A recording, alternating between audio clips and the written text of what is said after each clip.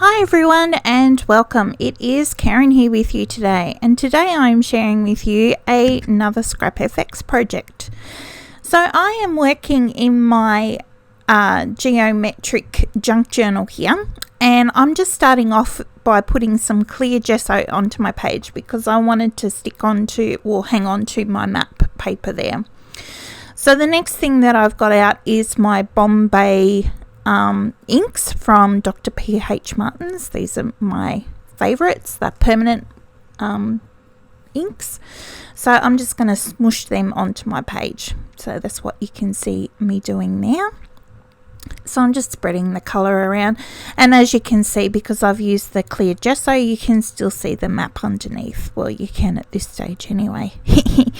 So once I've done that bit there, I'm going to give it a bit of a dry, and how I like to dry my inks is by moving them around, moving the puddles around with my heat gun. So that's kind of what I'm doing now. So making sure that I get some interesting cool effects just by moving the puddles around. And I'm just going to get rid of that really big one down here at the bottom.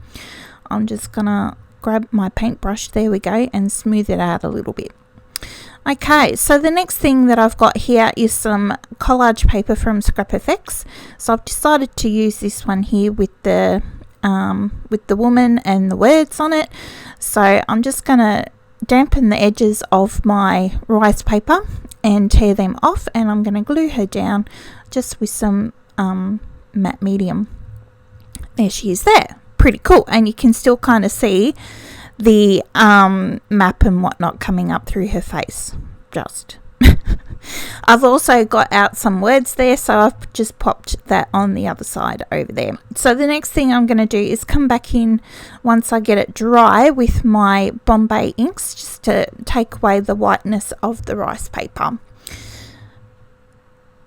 Oops, I decided to grab another word off the bottom here, which is positive, and I decided to stick that right in the middle of her face. So I thought that was cool.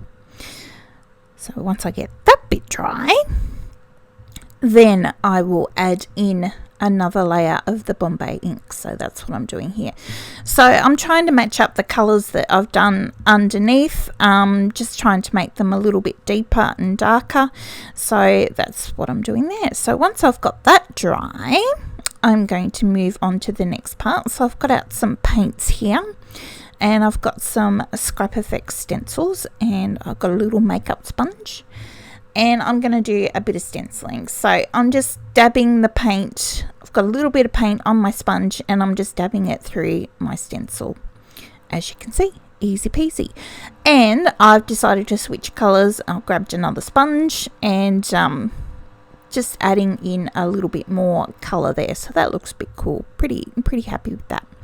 My next stencil that I've got out is one with leaves. So I've got a darker blue here. So I'm going to do some darker ones over the top, just a few. And I think that looks pretty cool, although it's starting to look a little bit dark. So I'm going to grab some white paint, and I've just got a bottle top here, and I'm just putting some circles into the background. With the white paint that I've still got going, I've got this cool foam 9-dot stamp also from Scrap FX, and I'm going to stamp some of that into the background. Not quite ready for this other little stamp that I've got at the bottom there. I will use it after though. But in the meantime, I decided to scribble some of those attitude, strong, confident, independent, spirit and seek words into some of those circles that I've got going on in my page, and also doing a little bit of scribbling around the border once I find a pen that actually works. Always the way, isn't it? Pens never work when you want them to. I've also put in a few scribbles on my white dots and around the word positive there on the middle of her face. I've also got my white pen here, and I'm going to roughly scribble out the larger shapes of the stencil. It's an Art Nouveau stencil, so I'm just scribbling a little bit there just to help bring them out a little bit and add a little bit more white into my page because it was looking a little bit dark. I've got some acrylic ink here to do one of my favourite things, which is to pop dots into my background. And I've also got out my other favourite item, which is this Schmincke gold powder that I've just added a little bit of water to splat onto my page. So I love how that works out.